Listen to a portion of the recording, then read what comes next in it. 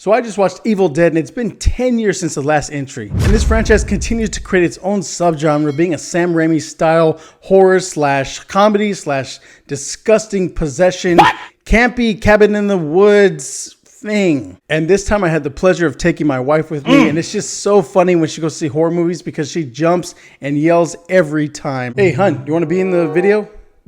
No?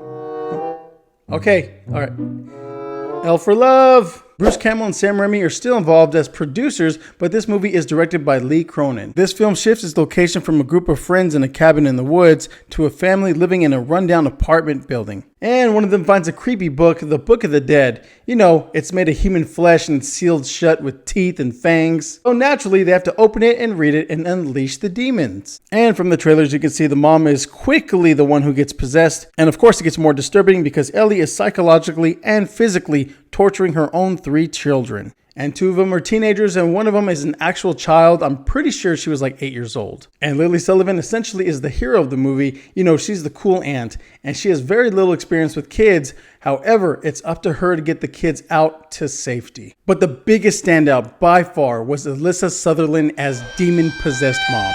Not only could she contort her body and freak you out with her physicality, but she also is the meanest, most vile person to anyone in the room. Mom? Mommy's with the maggots now. During the movie, it was really cool because the demon started having fun tormenting the kids, and the audience started having fun because the demon was having fun. Open up now. You don't look so good, Mom. Once Evil Dead Rise gets going, it does not let up. This movie is packed from wall to wall in bloody gore. There's no shortage of scenes that make you squirm and scream and holler. The director uses both jump scares and look behind you type of gags to punctuate the bloodbath. I looked over to my wife and she was like holding her neck, like watching the movie. And I was like, why are you choking yourself? And she was like covering her mouth really hard. Why are you blocking your airways? This is a gory, brutal, blood-filled movie. And just as you think you've seen the gnarliest thing this movie is going to deliver, about 10 minutes down the line, you're going to see something even more crazy. And it's a good thing blood is cheap because there's blood literally everywhere by the gallons. And as far as standouts go, they're all really good in this movie. And usually the child actors can be a hit or miss, but they're all really good. Especially Nell Fisher, who plays the youngest sibling, Cassie. Lily Sullivan as Beth did a really good job. I felt really interested and invested in her character. And also the neighbors in the movie were introduced in a really cool way and they were really unique and fun. And I'm glad we had some extra bodies for the kill count. And I also think the director did a really good job of honoring the past Evil Dead movies. I mean, it's almost shot for shot a Sam Raimi movie. I mean, it's really close and they keep that style, that flair that made these movies so famous. And also whoever did the sound effects for this movie did a freaking amazing job. There's so many blood curdling, bone breaking, shotgun shooting, stabbing, crunching, and there's so many little details that just add to the movie experience. And that's why I really recommend you see it in the theater. Now let's get into the negatives of the movie.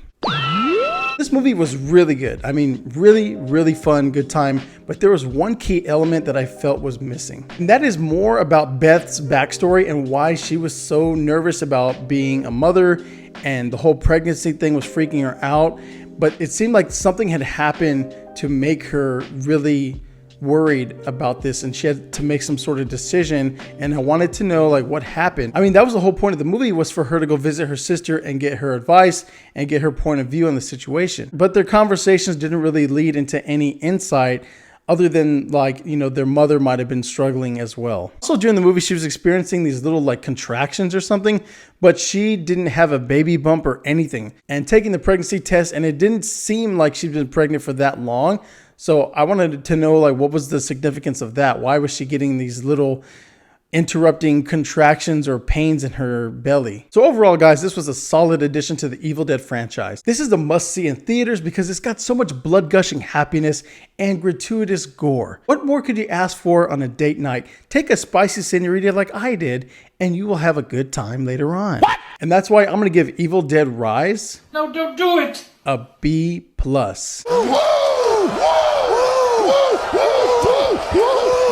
Or an 89 if you're a numbers guy. Anyways, guys, thank you so much for coming back to the channel. I hope you enjoyed today's video. And don't forget to subscribe and hit the notification bell. Feel free to comment below, guys, what movie should I see next? Anyways, thank you guys. Thank you so much. Take care of yourself. Take care of your family.